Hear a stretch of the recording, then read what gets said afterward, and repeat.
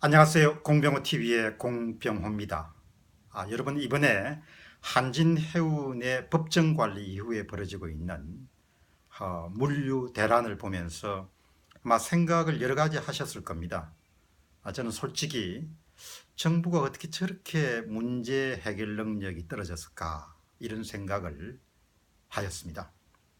오늘 아침 신문에는 전 부총리 되는 최경환 위원이 정부에 대한 한진해운 처리의 비난은 정략적 무슨 때리기다, 이런 이야기를 한 기사가 아주 크게 났습니다. 예.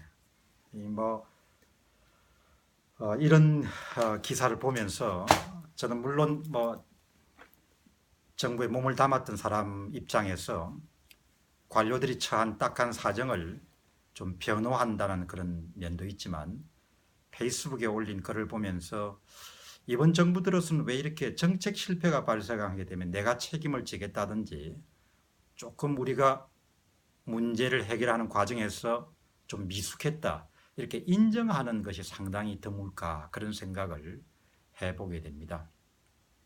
사실 여러분들 한번 생각해 보시기 바랍니다. 1960년대 이래로 우리는 거의 반복적으로 기업 구조조정 문제를 당면 과제로 가져왔습니다. 그렇기 때문에 우리나라에는 기업 구조조정을 해본 상당히 많은 그런 인물들이 있고 노하우가 축적되어 있는 그런 현실입니다. 그럼에도 불구하고 이번에 한진해운을 처리하는 것은 입이 100개라도 별로 할 말이 없는 겁니다. 그것은 그동안의 많은 경험을 통해 축적되어 온 실력이 제대로 발휘되지 못한 대표적인 사례 가운데 하나다, 이렇게 이야기해도 무리가 아닐 것입니다. 이번에 기업 구조조정은 특별하게 금융권이 전면에 나서 추진했습니다. 주거래은행 가장 대표적인 채권자의 가장 대표적인 산업은행이 주축이 되고 나머지 시중은행들이 채권단을 구성해서 이번 문제를 처리했습니다.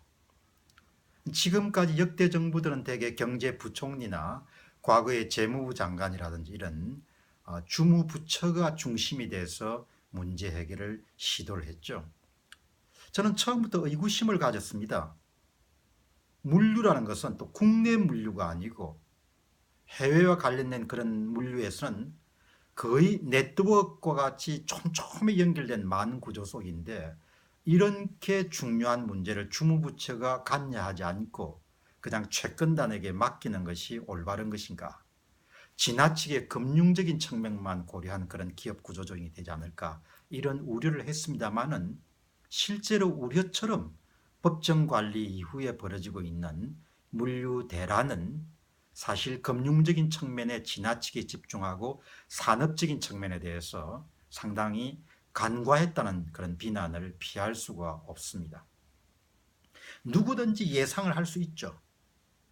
한진해운이 싣고 있는 배가 몇 척이 바닷속에 떠 있는지, 화물이 얼마나 되는지, 얼마나 많은 화주들이 관계되는 건지, 수출입 물량이라는 이런 부분들이 수출입 업자들에게 어떤 영향을 미칠 건지, 충분히 산업적인 측면에서 고등 수학이 아니고 누구든지 예상 가능한 그런 문제죠.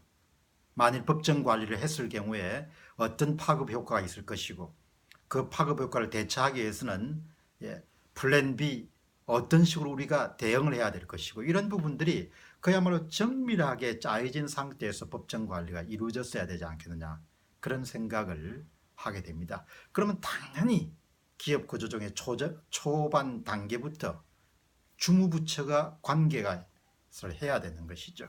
그리고 금융권은 채권 횟수라든지 채무 부담을 줄이기 위해서 금융적인 시각을 강하게 내세울 것이고, 주무부처인 해양수산부라든지 산업통상부 같은 경우에는 업계를 보호하는, 기업을 보호하는 측면에서 강한 목소리를 낼 것이고, 그럼 경제부총리가 그 산업적인 측면, 금융적인 측면을 다 고려해가지고 합리적인 의사결정을 내릴 수 있어야 되고, 그것이 법정 관리가 될 수 있고, 아니면 또 기업을 회생시킬 수 있는 것이죠.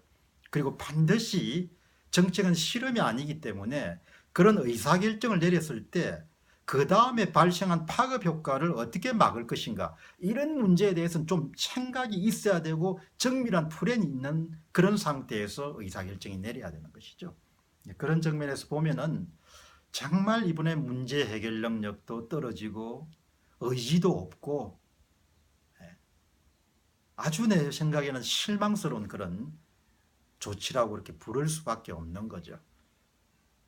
그리고 이게 이제 뭐 예를 들면 조선업처럼 국내의 협력업체와 관련된 문제 같으면 비교적 문제 해결이 좀 수월할 수가 있죠. 그러나 국제적인 송사라든지 이런 아주 복잡한 그런 법률적인 문제가 한국이라는 것을 벗어나서 발생할 수 있기 때문에 굉장히 섬세하게 다루었어야 될 그런 문제이지 않겠느냐는 생각을 하죠. 아주 지금도 이해하기가 힘든 것이 왜 주무부처가 중심이 돼가지고 산업적 의견과 금융적 의견의 팽팽한 대결 구도를 잘 조정해 가면서 합리적인 대안을 마련하지 못했을까? 정부가 정말 잘했냐 이야기. 문제가 터지고 나니까 지금 부랴부랴 부총리가 나왔어. 예. 부총리도 요즘에 얼굴이 참 이렇게 보기가 딱할 정도로 힘들다는 것을 느낄 수가 있죠. 문제 처리가 미숙했습니다. 이런 발표를 하고 이제 늦게 주무부처가 나서는 그런 형국을 취하게 됐습니다. 여러분이 아시다시피 개인사든 기업사든 그리고 국가사든 간에 항상 문제는 있는 것이죠. 그리고 그 문제를 잘 처리하라고 관료 집단이 있는 것이고 그 다음에 행정부에게 막강한 권한이 주어지는 것이죠. 어느 시대든 문제는 있습니다. 그 문제를 좀 더 효율적으로 좀 더 비용 부담을 줄이는 선에서 우리 사회가 왜 문제를 이렇게 좀 더 잘 해결하지 못할까, 그런 안타까움을 가지죠. 그런 면에서 보면은 최경환 부총리, 전직 부총리가 페이스북에 한진해운 처리에 대해서 정부를 비난하는 것은 정략적 때리기다, 이런 이야기를 쓸 필요가 없는 거죠. 그냥 그럴 때는 그냥 입을 다물고 있는 겁니다. 이번에 이런 보시다시피 농림부 장관이 계신 김재수 장관도 마찬가지지 않습니까?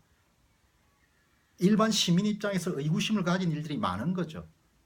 여야가 갈등을 빚어서 대통령이 어려운 결정을 내렸으면 그냥 입을 다물고 있는 겁니다. 왜 그걸 글을 써가지고 문제를 일으키냐 이야기죠. 자연인이 아니지 않습니까?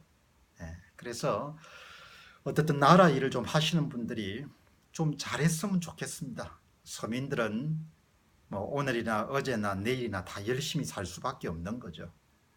그러나 그런 열심히 살더라도 제도나 틀이나 정책이나 제도를 이렇게 이끌고 가시는 분들이 잘못하면 비용은 비용대로 치르고 삶은 삶대로 고단해지는 것이죠. 요컨대 한진해운 처리의 건에 대해서는 정말 이번에 한국의 나라의 일을 하는 사람들이 무능했다. 그거는 뭐 100% 진실입니다. 아주 무능했다 이야기죠. 그러면 뭐 무능해서 실수를 했지만 지금이라도 문제를 잘 추스려서 좀 해결책을 마련해서 비용을 줄이는 방법으로 이렇게 나가야 될 것이고, 뭐 이 변명하는 그런 이야기는 좀 안 했으면 좋겠다는 점을 강조하겠습니다. 공병호 TV의 공병호였습니다. 감사합니다.